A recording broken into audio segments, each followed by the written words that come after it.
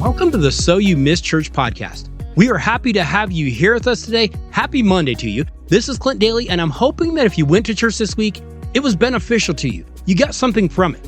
But maybe you missed church this week. Maybe you couldn't go, or you just didn't go, and maybe you didn't even miss it. Well, we're hoping we can still get your week started in a positive way.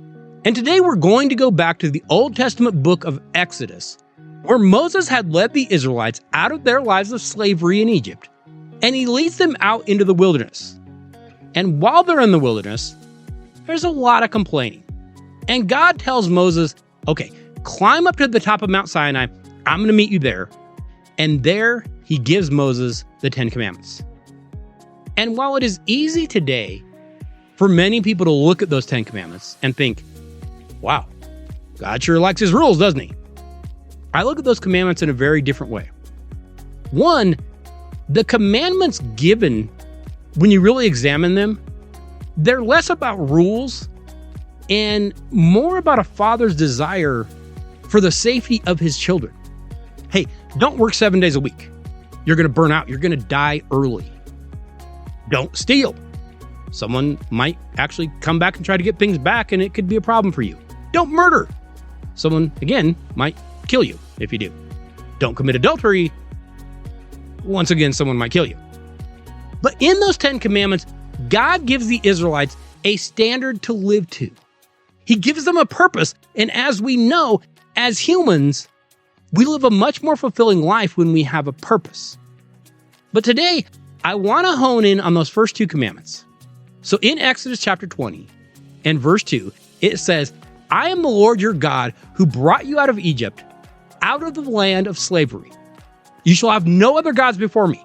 You shall not make for yourself an image of the form of anything in heaven above or on the earth beneath or in the waters below. You shall not bow down to them or worship them. Okay. What is God's big thing with idols and graven images and having other gods before him? Why is that such a big deal to him? Why are these such important commandments? Well, I'm going to give you two reasons. One, we should not worship anyone else because God made our world. He gave us life. He is the giver of all that is good in our lives. And two, anything else that you might worship, anything else that takes up that much time, anything else that you devote yourself to is going to eventually let you down. Now, you might be sitting there thinking, Clint, look, I'm not going to make a little Brady Bunch Hawaii idol and worship it. So why is that an important commandment? And that's probably true. But I want you to think of some of the other things that take up most of our time and get most of our attention. And it might not be bad things. It might not be a graven image, so to say. It might be your family. It might be your kids. It might be your spouse. It might be your church. Yes, it can be your church. It might be your sports teams. I know that steps on my toes. It might be your entertainment, your movies, your music. It might be your race, your ethnicity. It might be your politics, whether it is a political party or a specific politician. Brief side note about that. You know, I have now been happily married for going on 25 years this fall. My wife does not agree with everything I do, everything I believe, or everything I say. If you fall in lockstep with every single thing a church or a politician or a political party says, you probably need to check yourself. Because we don't always line up with like the best of our friends with every single thing they believe. And yet there are so many people that are like, oh, everything this politician or this church or this political party says, I agree 100%. Do you? You might need to recheck those principles a little bit. Okay, but going back to what we were talking about. Of all the things that we're saying, everything that I've listed there, it will let you down. And yet, I see people clinging to them as a god every single day, and I do it myself. Maybe it is your race, your ethnicity. Maybe it is your job. Maybe it is your family, your money, your music, your sports. Those are not who you are. Those are not who I am in a person. And every single one of them are fallible. And every single one of them can be gone in an instant.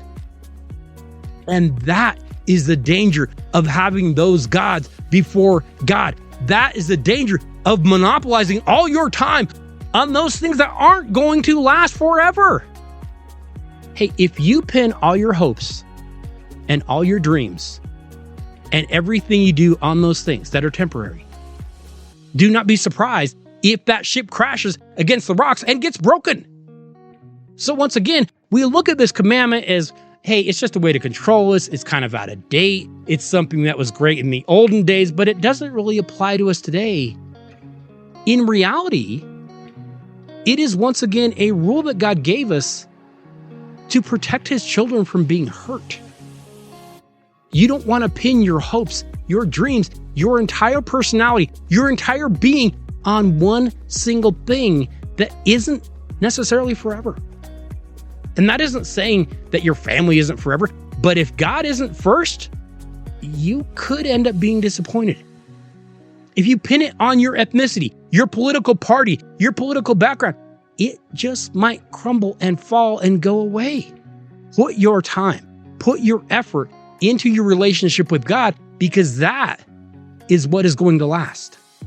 And again, that is why God tells us, hey, be careful about doing that. You could do it. You have the free will to go do it, but you might want to be careful because you might end up getting hurt.